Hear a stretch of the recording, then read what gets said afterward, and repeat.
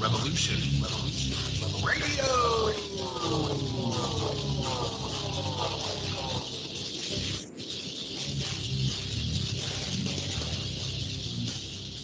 The opinions expressed on this radio station, its programs, and its website by the hosts, guests, and call-in listeners or chatters are solely the opinions of the original source who expressed them. They do not necessarily represent the opinions of Revolution Radio and freedomslips.com, its staff, or affiliates. You're listening to Revolution Radio, freedomslips.com, 100% listener-supported radio, and now we return you to your host.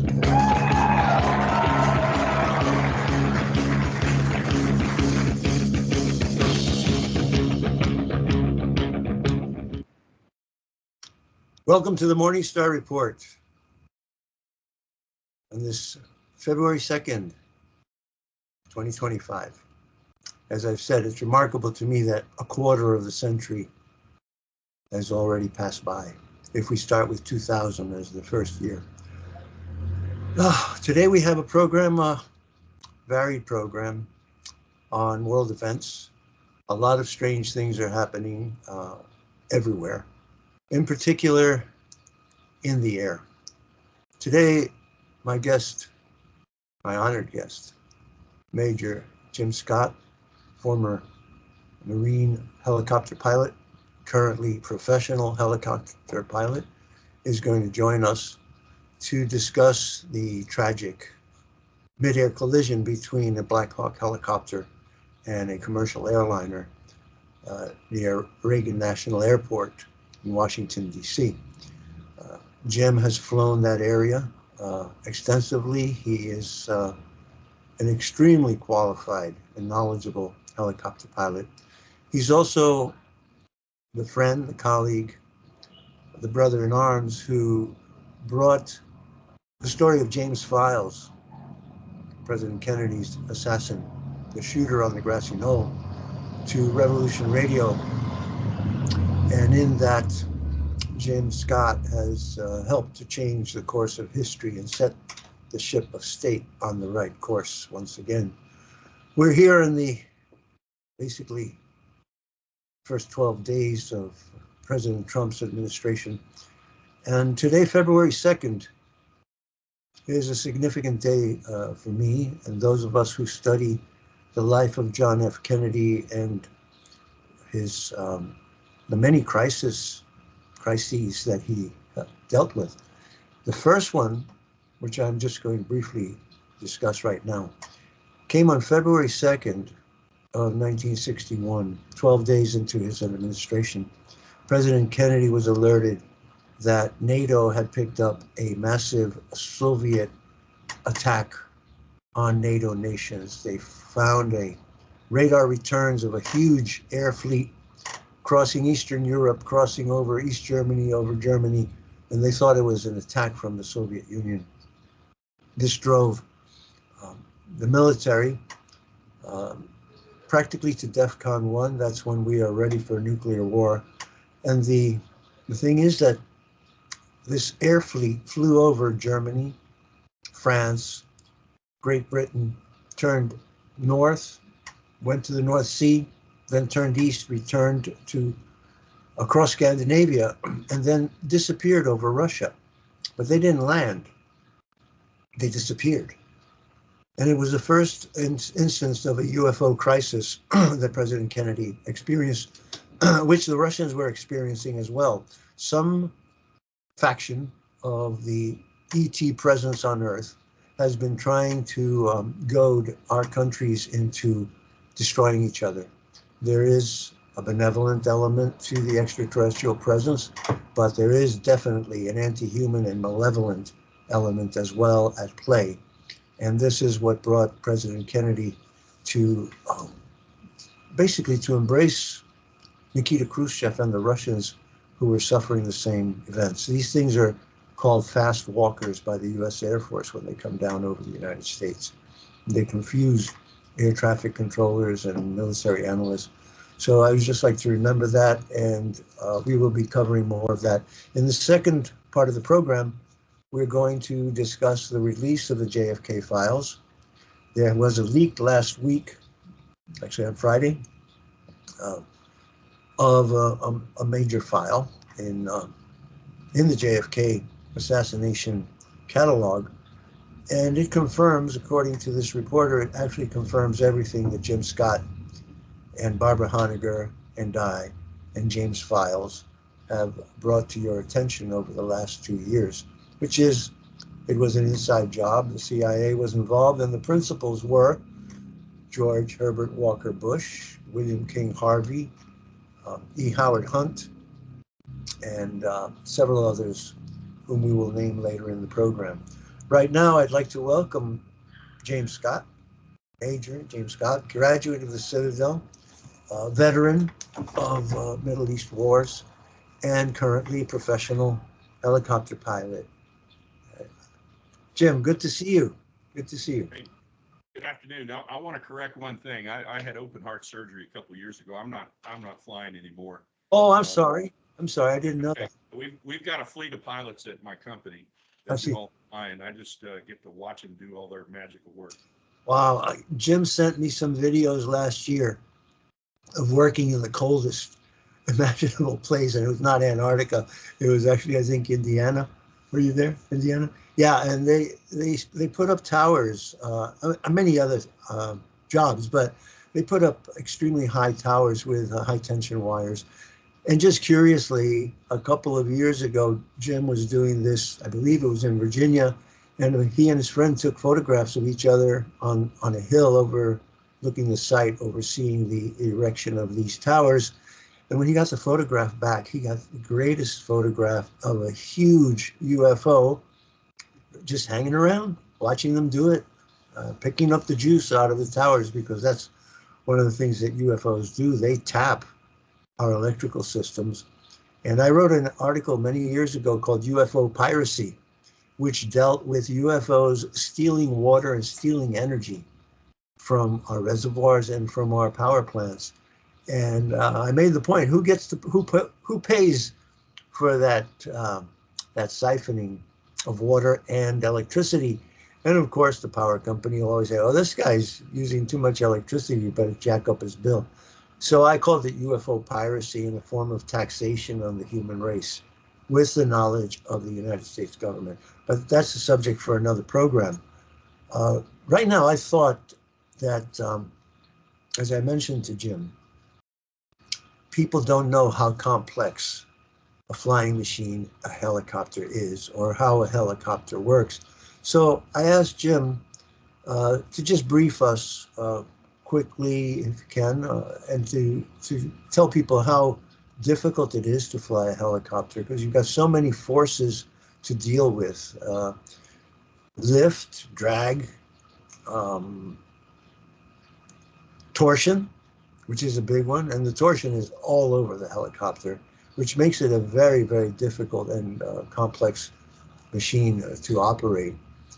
So, Jim, if you would, I would like to run a short video on how a helicopter works, and perhaps you can discuss that while we run it, if it runs. You can start out. I'll start up the video now and do the screen share.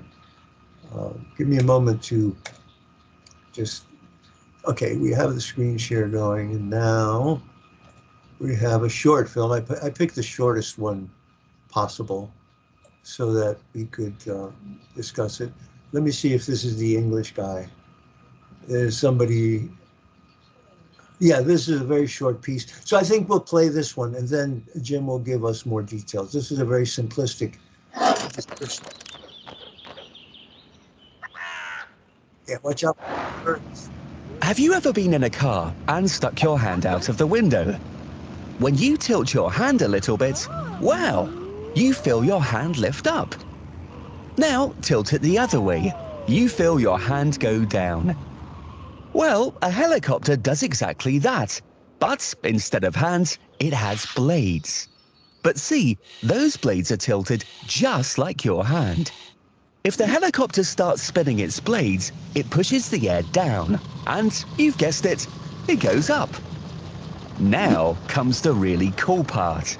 While the blades are spinning, the helicopter pilot can change the tilt of the blades on one side.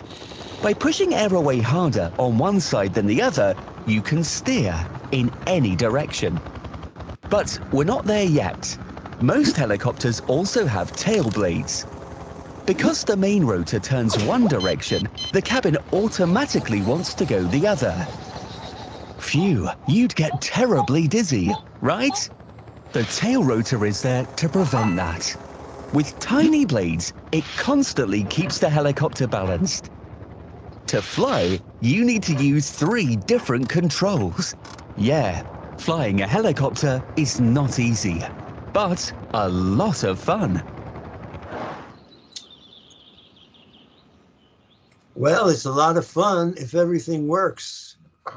If something fails, it's really, really difficult to bring a helicopter down. Although I have seen some amazing recoveries. There was a crash in LA a couple of years ago, and the pilot was able to auto rotate and come down on a rooftop, and everyone survived. But let's turn now to the subject at hand. Jim lives in the area where this happened. He has flown that area. So, and first of all, there are a lot of vicious rumors have been going around the last couple of days, and all of us get sucked into these stories. I don't know why malicious people make up stories about these disasters, these tragedies that ultimately wind up hurting everyone, and especially hurting the truth, because when the truth comes out, people are loath to believe it, having been exposed to a conspiracy theory, such as the one that came out 2 days ago. And apologies to pilot Joe Ellis, who was smeared in an X.com video, pretending that this transsexual pilot in the National Guard was controlling the helicopter. That was not true. So we're going to get to the truth of it today. The name of the pilot has been released, and it's very sad. I will give that information a little bit later, but let me turn to Jim. First of all, your impressions of it, how you think it went, and then I'm going to actually play videos of the crash, including one from InfoWars, which turned out to be the best video I've seen so far. Jim Scott. I think, can you hear me okay? Perfectly. Yeah, so I think in the bottom line is that helicopters, you read and watch some of these videos, and I saw one actually this morning that the pilot, an airline pilot, said that helicopters don't really fly, they beat the air into submission. That's just an old cliche about helicopters, but just in a nutshell, they generally have like 3 types of rotor heads. One's a semi-rigid, underslung, flapping rotor head, and it's a kind of like a Bell Jet Ranger. And then you've got rigid rotor heads, and there's numerous aircraft that have. I think now the used to be the Marine Corps Cobra was the a system like the Bell Jet Ranger, but now they have a rigid rotor head, and they're much more aerobatic. They can do more maneuvers. I think the Marine Corps Hueys have those now, and they had the old system. But then you have a rigid, fully articulated rotor head that it was like on even an MD-500 or CH-46 that I flew, the CH-53, the Sikorskys, all that kind of stuff. And a fully articulated rotor head, it's called a rotary wing aircraft because the wings rotate around, and they change pitch depending on whether they're leading or lagging. And it is a complicated machine, but actually, to be honest with you, I believe anybody who can ride a motorcycle that has a manual shift can fly a helicopter. If you can move your feet and move your hands simultaneously and sync all that together, you can fly a helicopter. And I found it to be quite easy. I actually, when I was in the flight school, I went to down to the maintenance section at HT-18 and got to know one of the maintenance pilots. And once in a while, when I was still in the fixed wing training, the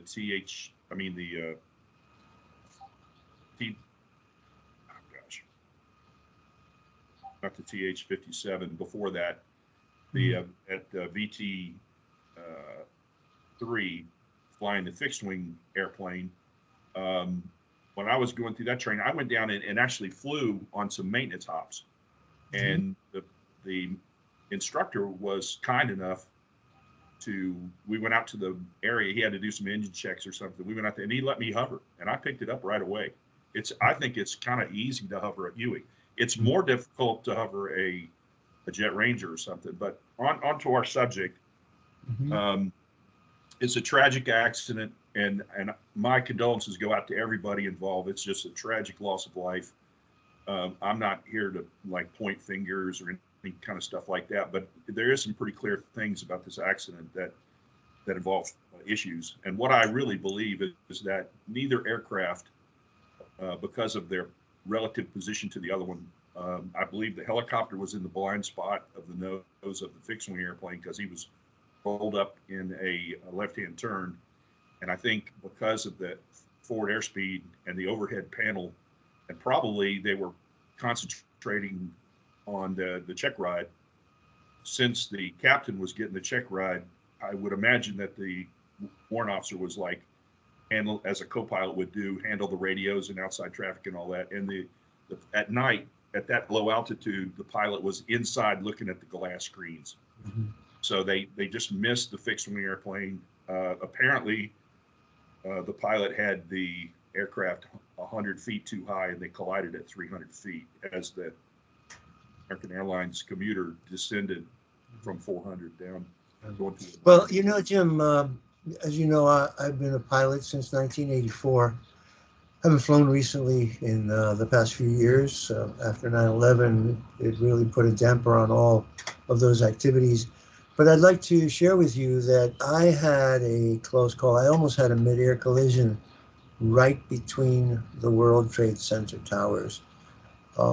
It was my pleasure to take friends flying. I have a lot of friends around the country and in Europe, and they would come to New York.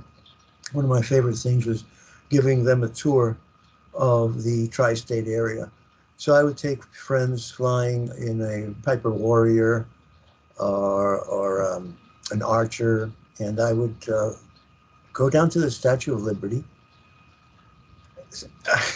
Not only did I go down to the Statue of Liberty, but I went down the Hudson.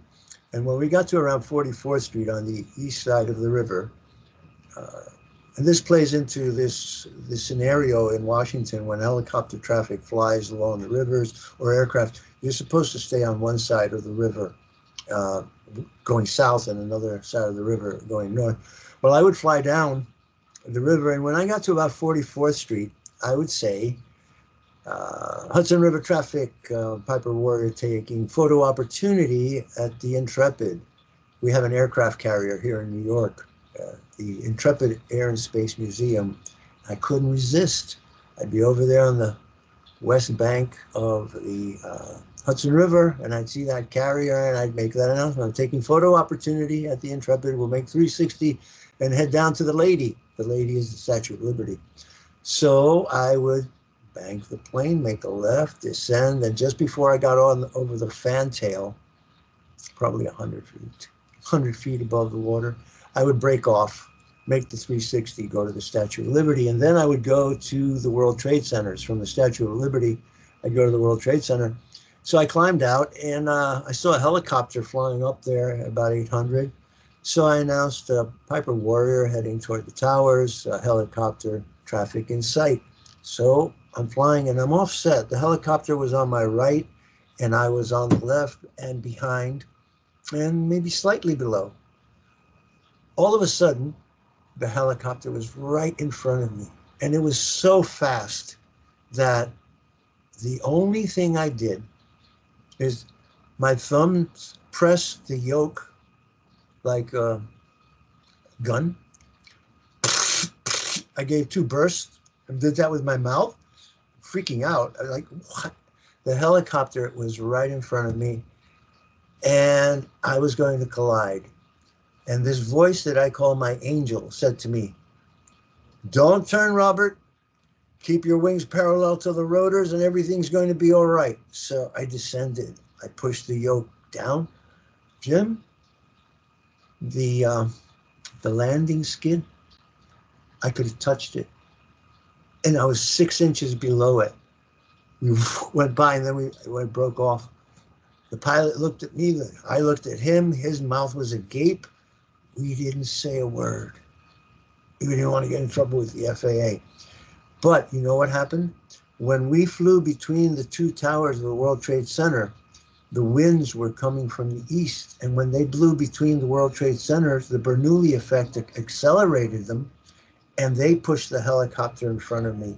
And fortunately, went right under it, and I've survived to tell the tale.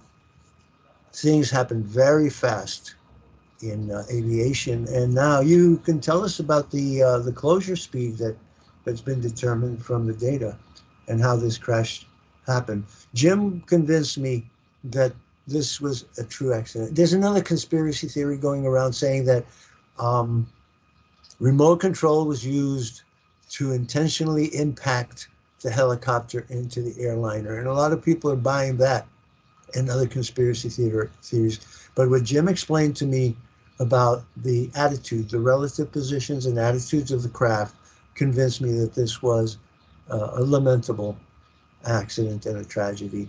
So back to Jim on this topic. Okay, real quick too. We used to do training in New York City.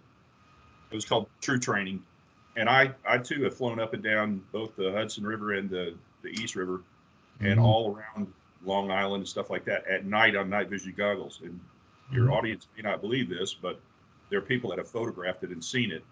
But back in the 80s, and I was in the HMM 263 back then. Colonel Pruden was my commanding officer, and I flew with him almost every day on that training mission. We flew down the Hudson River under the bridges. Under the bridges, yeah. I've been up the East River, and there's only one bridge because it's got a power line underneath it or something, little trolley or something.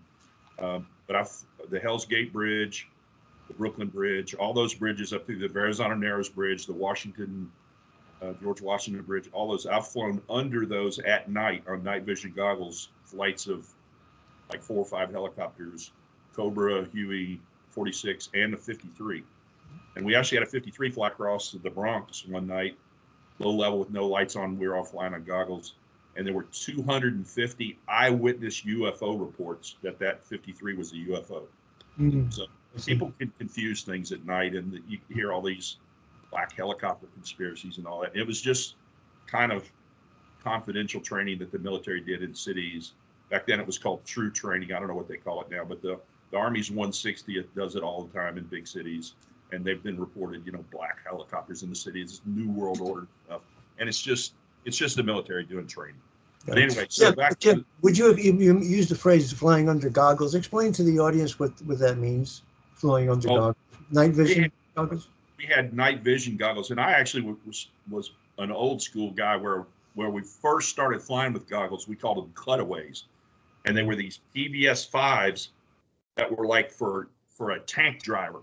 And they cut away the bottom of them, and we flew with those for a couple of years. And then they got the newer, upgraded versions, and they were really good. But you can see in the dark. But what NVGs do, night vision goggles, the Army guys call them nods sometimes. The ground guys, night observation devices or something. But NVGs, they magnify ambient light. So around a city, the bright lights around the city can wash out the goggles. So yeah, you said bloom. The term is bloom. What's that? You said the term was bloom. Yeah, they bloom or wash out, but it makes the like red lights bloom brighter than other light, green and the cockpit lights. We used to have these blue filters we put across our gauges until the aircrafts later on were upgraded with NVG compatible lenses over the gauges. Or you turn the light in the gauges, the interior lights, you turn them all the way down, and you literally had a little light on the tip of your finger, and we called it a finger light. It had a little push button on it. You wanted to read an instrument, you'd point your finger at the thing and turn the little light on. Oh, and cool. In this instance, you had a fixed wing airplane, the Blue Streak, I think it was 5324 or something like that. It flew into the initial approach fix, the final approach fix, and I believe they were about 1,200 feet. And the tower at that point, the helicopter at that time was 5 miles away from the initial traffic call. And he said, hey, you've got a fixed wing airplane inbound. Well, the helicopter pilots, if they're just paying attention to the traffic and what they're seeing on the ground, they could see that the duty runway was runway 1. So the final heading on the instrument approach, if you look that up, is 007. And for runway 1, airline pilots, I've talked to some captains that are buddies of mine with the airlines now, and they said that the bottom line is the commuters like to land on that short runway, runway 33, because it ends down near their gates and it expedites their flight quite a bit. They don't have to taxi a long distance behind a bunch of other airplanes when they run on 33. And in the daytime, it's not that big a deal, but at night, it's quite a complicated issue. So what happens is they get on final. When they call on final and you hear the voice command was, can you take runway 33? And the pilot says, Roger, 33, I'll take it. What they have to do is they have to go off the autopilot at that time and make a right-hand turn, swing out over the eastern part of the river, out over land, and then roll back to the left and fly their approach into runway 33 all the time, descending and then planning this landing evolution that involves lowering their gear in the flaps. Okay, so when he gave him runway 33, the pilots call this a sidestep at that airport. Yes. And he rolled to the right, and the 60, the Blackhawk is coming down the river. He probably, the pilots, because in a Blackhawk, you've got this big control panel above you, like literally like right up above you, right in front of you and above you. There's a bank of different controls and switches and circuit breakers and all that stuff. And there's a small window up, but usually at night you wouldn't be looking up through it. You wouldn't be flying with your head back looking up through that window. So I think when they called the traffic, they didn't initially see the CJ that was inbound from the final approach fix. Mm-hmm. And when he offset, they completely lost sight of it. I don't think they ever saw it. If they were on goggles, you can't see color on goggles, so they wouldn't be able to see the difference between the green and red position light on the aircraft. All the lights kind of look like a shade of green, sort of. Right. And the brighter lights, like red lights, are brighter than green lights, but they're just brighter lights. You don't know. It actually, looking at an aircraft at night, like in the military, we turn those lights off, and we just have these IR position lights when we're flying on goggles. They're infrared, and only the guys with goggles can see those lights. So anyway, so this pilot takes this sidestep, and the pilot is descending and turning to the right. So the left wing was up in the air and the nose is up a little bit, so I think the helicopter, he can't see the helicopter, and he's not really worried about it because he's got the right of way. He's on an IFR clearance to land, and the tower is, tells him, hey, you're clear to land. And the helicopter, there's a couple calls. Hey, do you see this CJ coming inbound, maintain? And he says, yeah, request visual separation. But I don't think they saw. Jim, let's listen. Let's listen to the actual air traffic control. I have it queued up, and so let's listen to what went on in maybe a minute before this whole tragedy unfolded. So this is VAS Aviation, audio of midair crash into Potomac River regional jet.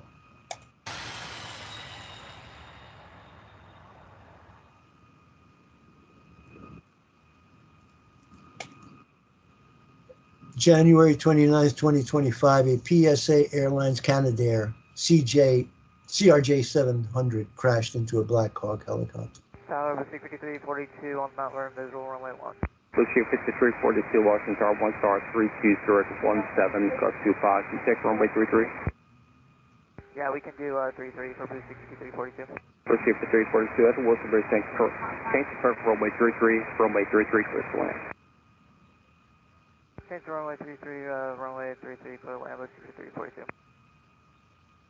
Jet 789, 1 star, 320 to 15, Gus Q5, traffic 2 out, no delay, runway 1 to takeoff. Takeoff, runway 1, no delay, Jet 789. Washington Tower, American 3130 with you, runway 1. American 3130, Washington Tower, 1 star, 310 to 14, Gus Q5, runway 1 clear to land, traffic depart, may depart prior to arrival. Okay, clear to land, runway 1, American 3130.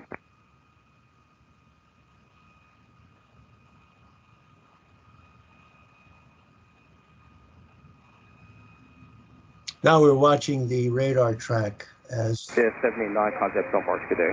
Okay. American 3130, slow the funnel. Slow, American 3130. Pass 25, traffic just off the Wilson Bridge to CRJ at 1,200 feet, start runway 33. Dispatch crew.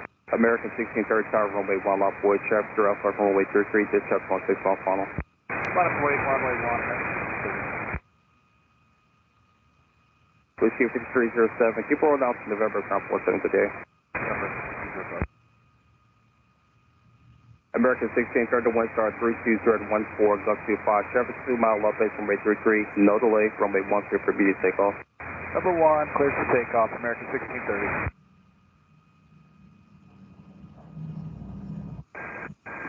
Pass 25, get the CRJ in sight. Pass 25, pass behind the CRJ. Good separate. American 4782, my bat's not burning visual. American 472, Washington Tower, 1 star, 320 to 17. This is wind. Tower, did you see that? American 472. American 3130, go around, turn left end 250, climb maintain 3000. Okay, left heading 350, 3000, American 3130. Tower, Blue Streak 5347 is on final. Request runway 33, circle to 33. Taking heading for American 3130. American 3130, go around, turn left end 270, climb maintain 3000. 270 on the heading, 3000, American 3130. American 472, cancel landing clearance for runway 1 continue. American 472, cancel approach clearance for runway 1 continue. Approach clearance canceled, we're continuing. Blue Streak 5305, I assume you saw that over by house. Affirmative.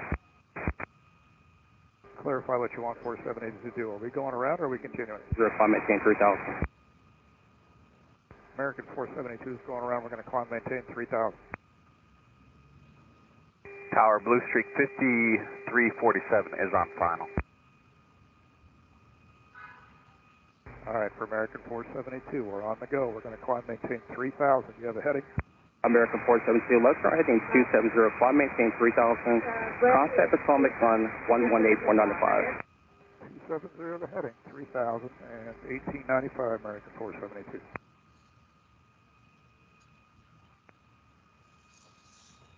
American 3130, contact approach on 1895. 1895, American 3130. 5347 is on final. Request circle to 33. Blue Sheep 5347, go around, climb maintain 3000, flight path. 3000 heading, go around 3000, Blue Streak 5347. American 3130, contact approach, shoot standby. Crash, crash, crash. This is alert 3. Crash, crash, crash. This is alert 3.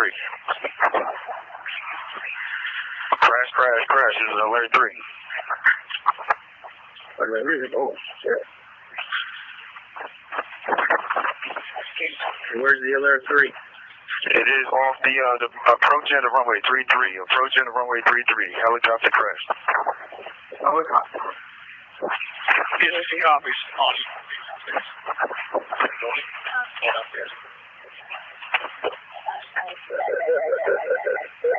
Copy out this morning. Crash, crash, crash. This is alert 3. 2 helicopters. Helicopter CRJ approach end of runway 33. CRJ. Where are you? The approach in runway 33, a mile off final. Crash. Yeah. Kilo CRJ, approach in 33. Okay. How many tolls on board? We don't have any of that information. One for taxi, 301.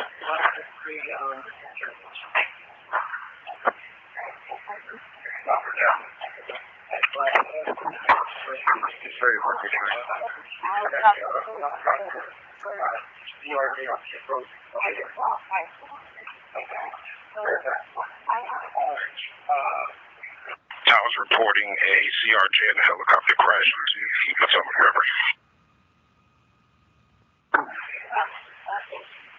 Can we go ahead and hold all operations till we have emergency units respond? We're going to go ahead and show the aerodrome closed.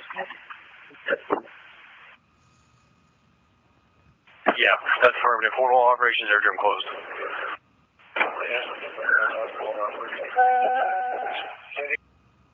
Blue Sheep for the 347, turn right heading 0, Harrison. Blue Sheep for the 347, turn right heading 120.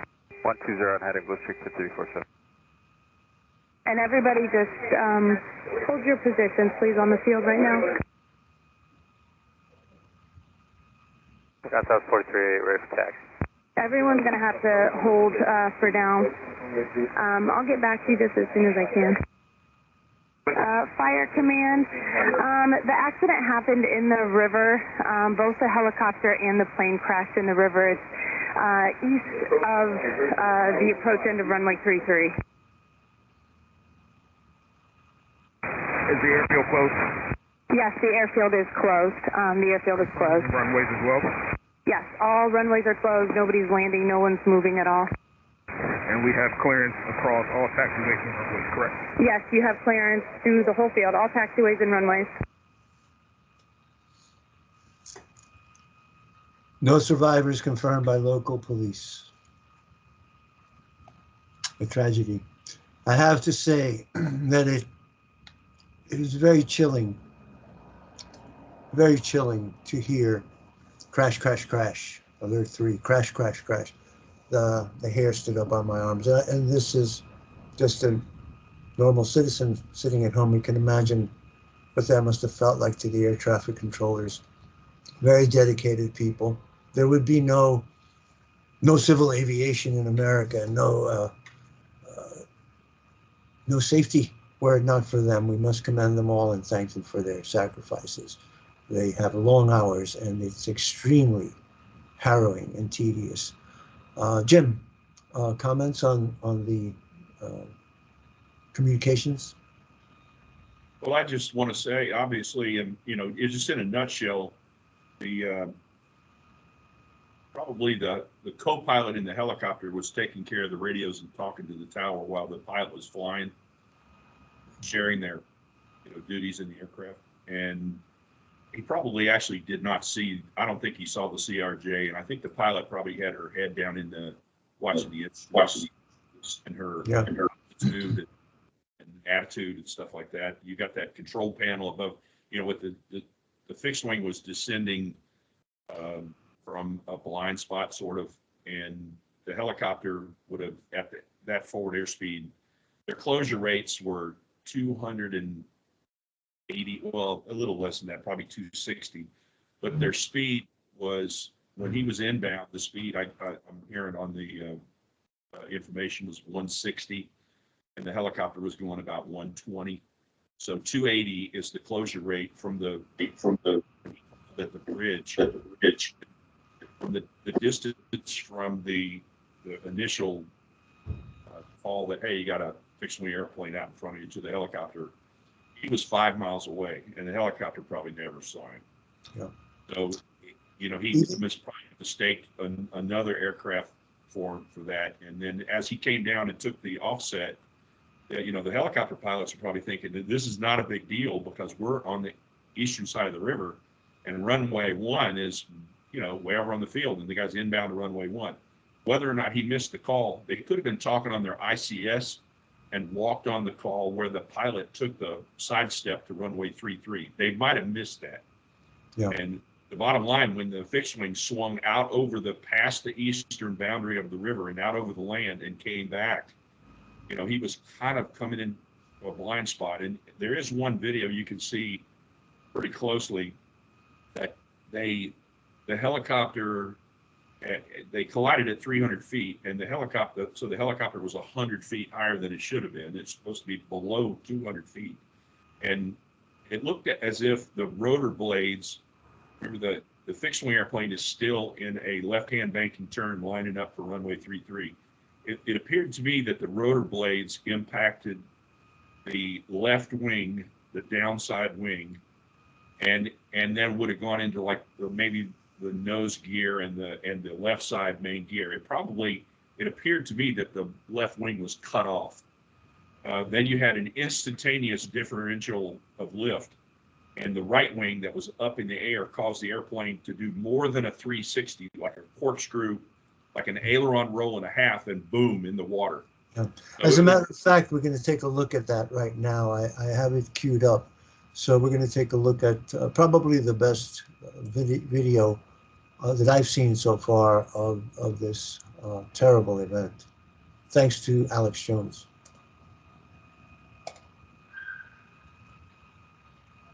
It looks like somebody hacked into the automation system, which those helicopters do have, and either hijacked it by remote control, or you had what you've seen a lot of times with these Islamic pilots that'll work, for years as pilots, and then kamikaze. And I'm not saying the pilot did that. I'm just saying that's what all the experts are saying is, did the pilot have a heart attack, a stroke, and the other people didn't know how to fly it? Did somebody, and by the way, Lockheed Martin with Sikorsky, for decades, they have remote control systems on these. Well, folks, I love Alex Jones, but that's a conspiracy theory that I cannot ascribe to. And so I would like to read right now a couple of comments. I had the name of the pilot, and let's see. Yes, here it is. I'm going to read this. It's from Fox News. This is detailed information about the identities of the pilots and the crewmen. Third soldier inside Blackhawk helicopter involved in DC mid-air collision identified. Captain Rebecca M. Lobach. Identity was initially withheld after the crash. The Army has identified the third soldier aboard the Blackhawk helicopter involved in Wednesday's deadly mid-air collision near Reagan National Airport after it had been initially withheld. Captain Rebecca M. Lobach of Durham, North Carolina, served as an aviation officer in the Army since July 2019 and had around 500 hours of flying time in the Blackhawk, the Army said in a release. Lobach's family had initially asked for her identity to be withheld because of unsubstantiated accusations that DEI was a factor in the crash. Here we have a picture of Captain Lobach. May she rest in peace. She looks like a typical all-American girl, a patriot, and we salute her. It's a terrible tragedy that has occurred. The crew chief and Lobach's other fellow pilot aboard the Blackhawk were identified Thursday as Staff Sergeant Ryan O'Hara and Chief Warrant Officers of 2, that's his rank, Chief Warrant Officer 2, second class, Andrew Eves. Their helicopter collided with an American Airlines regional jet landing at Reagan from Wichita, Kansas, Wednesday evening while the soldiers were on a training mission, killing all 64 aboard the plane and the 3 in the helicopter. The cause is under investigation. Well, I have to take exception to the conspiracy theory. I do believe in conspiracies. Most of them are true, but not all of them are true. The way Jim Scott explained this to me, the banking of the plane, the sidestep. Sidestep is when an aircraft makes a move to one side or the other in order to gain a more favorable angle for the landing. By the way, for those of you who don't understand runway numbers, when you hear runway 33 or runway 1, those numbers signify the magnetic heading of the layout of the runway. So 33 stands for 330. So that means that you check, this has happened to me. You know, the runway has two ends and you can come in from one end or the other, and when you're cleared for runway 33, the other side is 15, because there's a 180-degree difference in the opposite track. So you can be cleared for runway 33, but you can make a mistake and see the same runway, and you may be coming in on what I said, 15. That happened to me once when I flew from Essex County Airport to Martha's Vineyard, the same flight that JFK Jr. was flying when he died. And I was under the hood. That means I was in instrument training. So I flew from New Jersey to Martha's Vineyard, Massachusetts, not seeing the ground. I was under the hood, which means these goggles that block your vision of the outside, and you can only see the instruments inside the plane. When I took off my goggles, I thought I was lined up with the runway at Martha's Vineyard, and lo and behold, my co-pilot had made a mistake and had misguided me. And when I checked the compass, because this is the deal, the 33, when you look at the runway 33 and you look at your compass, they're supposed to say the same thing, 330. Well, in this case, it was the opposite, and a Mitsubishi was coming in from the other end, and we caught it in time, and we diverted and came around the right way. So a lot happens very, very quickly in aviation. Jim was saying at first contact, the airliner was 5 miles away from the helicopter, which seems like a long distance. But remember, when you're doing 60 miles an hour, you're doing a mile a minute. And if you're doing 120, you're doing 2 miles a minute. So 5 miles turns into 2.5 minutes in a very short amount of time. Jim, back to you. Let's talk more aviation here. The close rate from the bridge to the collision point was basically because of the speed. They were offset a little bit, so it wouldn't be exactly this, but it was about 4.5 miles per minute. So that initial call that the helicopter received that fixed wing airplane was inbound, he said, request visual separation. I'm sure he didn't see that aircraft. I'm absolutely certain he didn't. That's why he said that, because he has to have that. That's a requirement for that route up the river.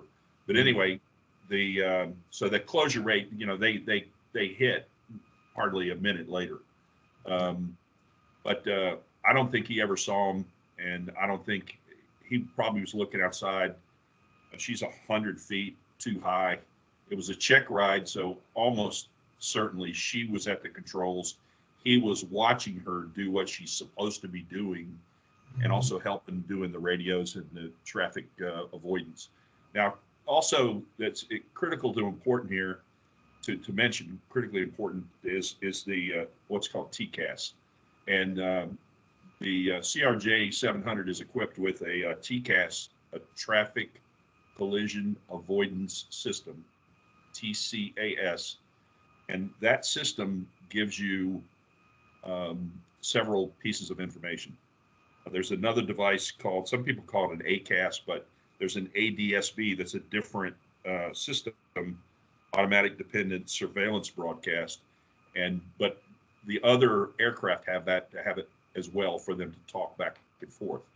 But the TCAS is giving you warnings of bearing and range to another aircraft that may be an issue. And at a certain range, it'll give you what's called an RA, a resolution advisory. And then as you get closer, it'll give a TA, a traffic advisory. And then when you get really close, it gives what's called a collision alert or a collision advisory, CA. And once you're clear, it'll give a CC, which is a clear of conflict. Because the CRJ 700 has a more than 30 passengers, that's the cutoff. The aircraft that have up to 30 passengers are required under the ICAO standard to have at least a Type 1 TCAS system. And if you have more than 30 passengers, you have to have a TCAS Type 2 system, which not only gives you bearing and range, but it gives you solutions of what to do to avoid the collision. You know, it'll tell you to climb or turn left, turn right, or whatever, descend. And these systems were put in place after one of the last aviation crashes that we had that involved a lot of loss of life. I don't know a lot of details about that, but I was talking with one of my buddies who was is an airline captain now, and he told me that that crash involved a change in a lot of things, and so I don't want to second guess this mishap too much because, you know, it's still under investigation and there's a lot of things that can come into play. Did that female captain and that warrant officer, did they work all day at their ground jobs and then come out and fly this night flight tired? That collision that happened years ago was a commuter, and the female pilot commuted from her home to the terminal where she was going to fly out of.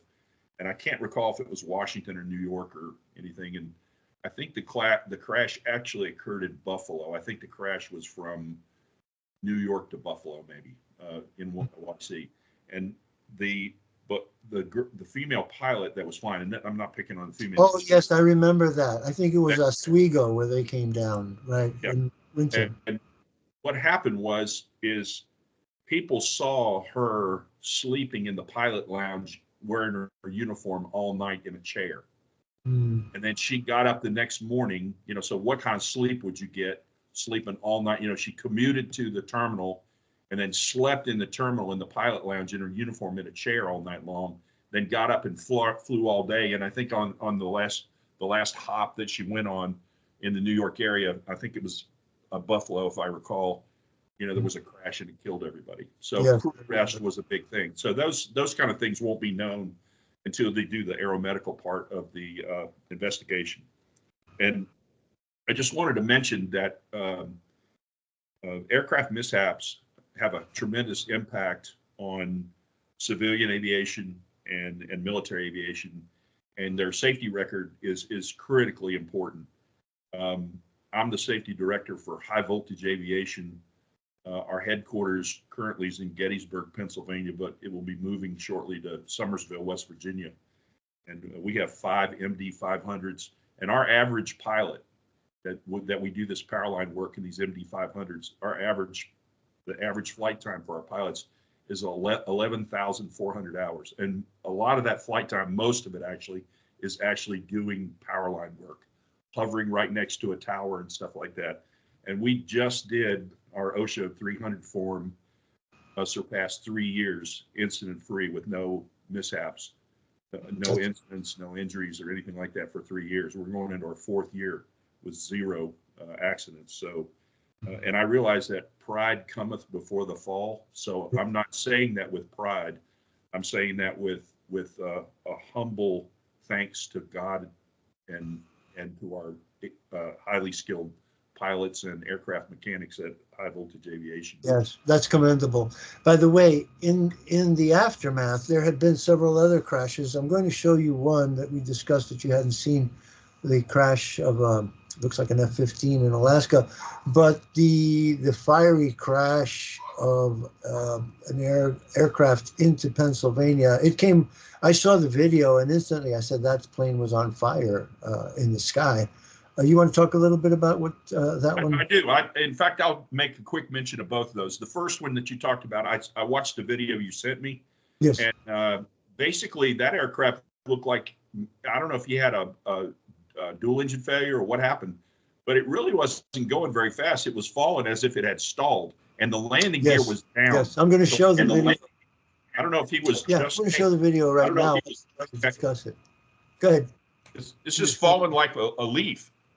and I mean it's you know, just like a sheet of notebook paper been thrown out of an airplane. You know, it just kind of it's falling. No aerodynamics at all. It's just it's one of the oddest crashes I've ever seen in my life. And I think you can hear the engine still roaring. Oh, well, we're going to have to wait until the next segment of the program.